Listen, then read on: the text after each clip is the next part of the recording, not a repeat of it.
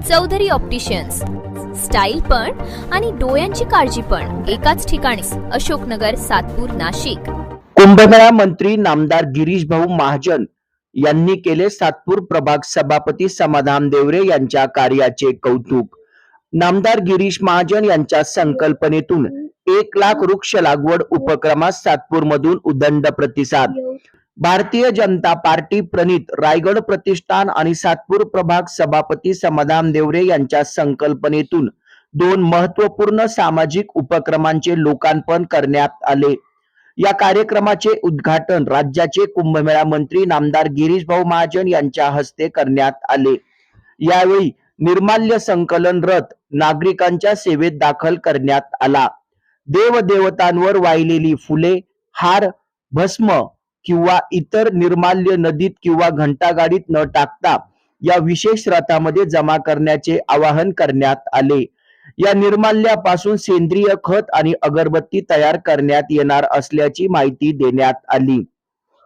यासोबतच गोमाता दान सेवा रथ देखील सुरू करण्यात आला.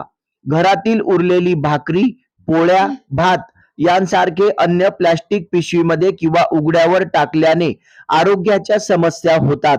त्यामुळे हे अन्न गोमाता सेवा रथात जमा करण्याचे आवाहन सभापती समाधान देवरे यांनी केले. याच कार्यक्रमाअंतर्गत उन्नत नाशिक अभियानात नंदिनी नदीच्या किनारी वृक्षारोपण करण्यात आले. शहरात लाखो वृक्ष लागवडीचा संकल्प यावेळी करण्यात आला. कुंभमेळा मंत्री गिरीश भाऊ महाजन यांनी समाधान देवरे यांच्या या सामाजिक संकल्पनेचे कौतुक करत अशा उपक्रमांची अंमलबजावणी शहरातील प्रत्येक भागात व्हावी अशी अपेक्षा व्यक्त केली.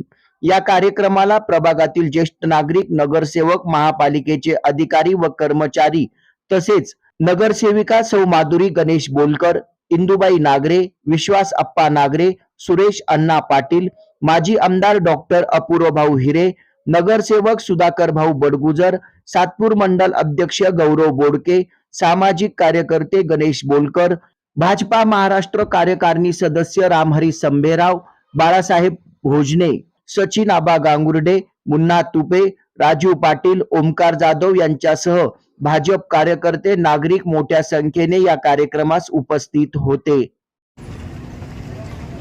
उन्नत नाशिक अभियानांतर्गत या भागातले नगरसेवक समाधान भाऊ देवरे यांनी अतिशय स्तुत्य उपक्रम या ठिकाणी हाती घेतलेला आहे. नुकतंच आपण या भागामध्ये वृक्षारोपण केलेलं आहे.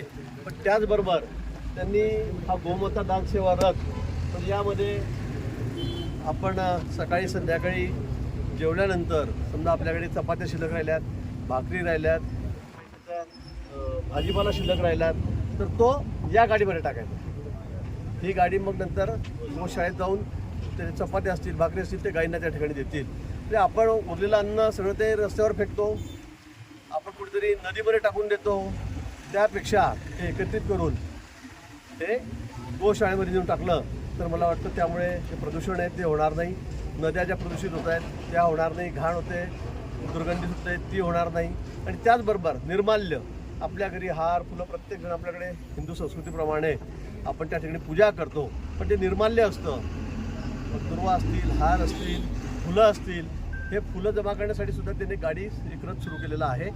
ते घेऊन त्यातून अगरबत्तीचं प्रोडक्शन ते या ठिकाणी करतायत. म्हणजे ते फेकून न देता, पुढे नदीत न फेकता त्यातून अगरबत्त्या तयार करण्याचा कारखाना त्यांनी सुरू केलेला आहे आणि त्यातून अगरबत्त्या या ठिकाणी तयार केल्या जात आहेत. म्हणजे मला वाटतं की यामुळे खूप मोठं प्रदूषण हे नाशिक शहरामध्ये टळणार. मला वाटतं सर्वांनी यातून बोध घेऊन सर्व नगरसेवकांनी अशा पद्धतीने काम केलं पाहिजे. आणि म्हणून या कार्यक्रमानिमित्त या रथाचं उद्घाटन या ठिकाणी झालेलं आहे. मी खूप खूप शुभेच्छा समाधान भाऊ देवरे, त्यांची सगळी टीम, सर्व कार्यकर्ते या ठिकाणी भारतीय जनता पक्षाचे त्यांना या ठिकाणी देतो. भाऊंनी जे काही आमच्या कसमा खानदेशचा जो विश्वास ठेवला आणि भाऊंनी यावेळेस पहिला दिवस मला जे काही तिकीट दिलं, भाऊ तुमच्या विश्वासाला तडा जाऊ देणार नाही. तुम्ही जो आदेश द्याल, या जे काही तुमच्या संकल्पना या नाशिकसाठी नक्कीच हा समाधान देवरे पूर्ण करत. आणि तुम्ही पहिल्या दिवस सभापती पण बनवलं, पहिल्यांदाच मला चान्स भेटला. तुमचं अभिनंदन करायला भाऊ खूप खूप धन्यवाद. तुमचा कसमा खानदेशला न्याय दिल्याबद्दल धन्यवाद.